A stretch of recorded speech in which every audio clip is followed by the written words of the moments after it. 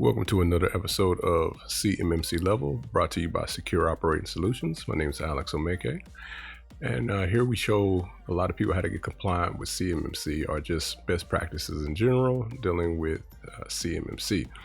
Now, when it comes to context-aware access, you may have heard of it or not. It's pretty much having certain conditions to allow or deny people from getting access to resources in your environment. And I'm going to go ahead and show you how to make that happen. All right, first thing you want to do, go into your security, access, context aware. Now, in order to set context aware, first of all, you make sure you turn it on. Okay, once you turn it on, it'll look like this.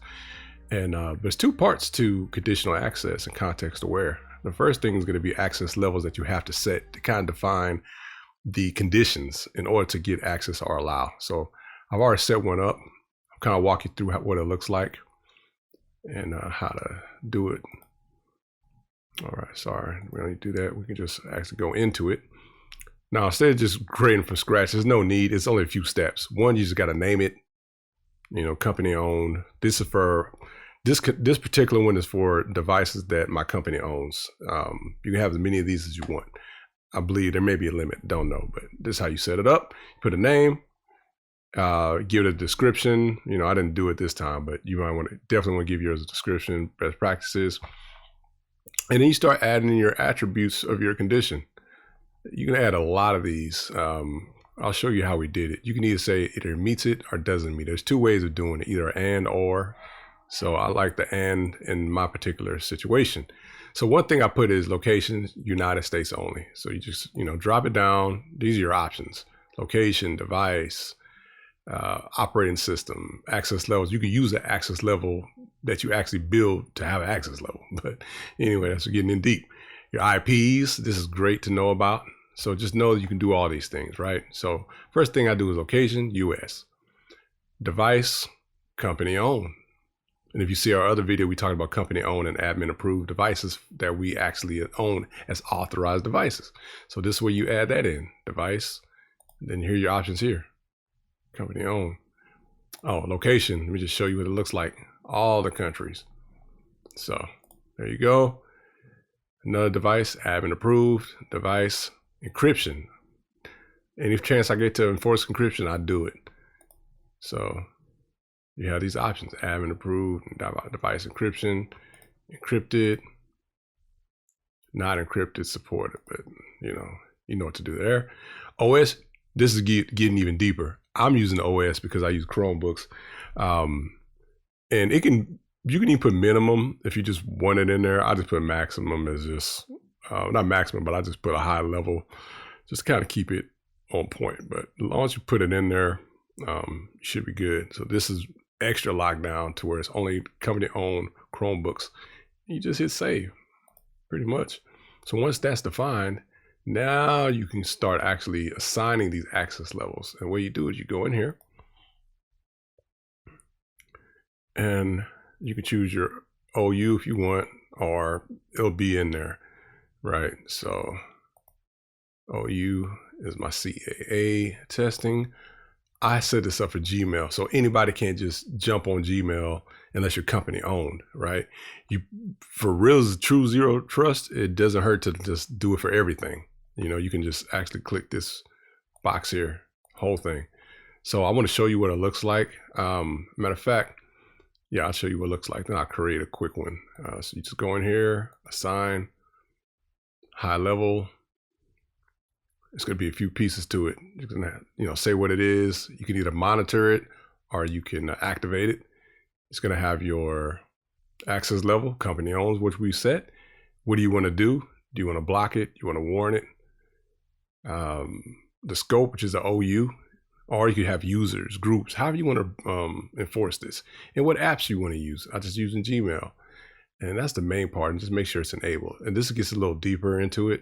You can start, exempting whitelisted applications or whatnot, but that's basically what it looks like. I'll create a quick one for you just to show you as it was from scratch. Let's just pick out this OU, for example. Gmail assign. So it's already we're talking about the access level we created company owned. Remember, we had the US encrypted, OS, everything like that. Monitoring first makes a great idea, so you can see how it works and you don't really mess anything up. But since I've already tested this, I'm going to do monitor and active. So you can always say you're monitoring these types of things because it's set in the audit. You save it. And what do you want to do? You want to just warn people or you want to block them? So you have options. We're going to go ahead and block now to mirror the other setting. And the other scope is the OU that I have, the CAA, but this one is the admin. So we'll keep this as is. And the apps, you can go ahead and add apps in here or, keep Gmail, however you want to do it. We're just using Gmail. And I'm not going to get into that because you'll just see extra information that you don't need to see. All right, so I'm going to cancel this because our focus is the CAA.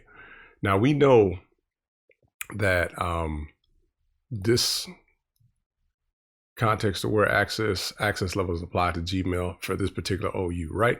So what we're going to do is I'm going to pull up a user, my favorite test user. I believe it's this screen here. Yes. Okay. BB, used it last time, is a user. So you see it right there, logged into Gmail. Okay. The reason I show you that because I want to go back into the directory and let's make sure we move BB in that OU. Let's see right now. BB's in test. Now we're going to move to the OU that we set, right? Let's hit continue. BB's now moved. Let's go back here. Okay, so now we're in the email. This is live. So now we're in the email. Let's hit a refresh. Now we're denied, see, real time. So guess what? This is what we're going to do. We're going to go right back in. And we're going to move BB back to where BB was at. Why not? Back into, okay, this isn't updated yet. Let's refresh it so it can show the current OU. There we go, let's change it. See, test, CAA testing. So let's move BB back, continue. There we go. Go back to the screen, refresh. Okay, good. So it hasn't kicked in yet. Let's give it a little time. And we're right back. And there you go. That's a good way to lock down your environment. You could choose one app, you could choose many. Yeah, we have plenty more coming and I hope you enjoyed it. Make sure you check out our solution CMMC Level 1, where we show you where we pretty much have a affordable CMMC Level 1 solution that is totally locked down, easy to use, and is very affordable and easy to set up. And then we have 1.5 coming with the same type of zero trust, except that there's end-to-end encryption with Google Drive and email. So it's pretty much level 2 ready, but we just call it 1.5 to make sure, we cover our bases here. But other than that, I'll see you on the next one.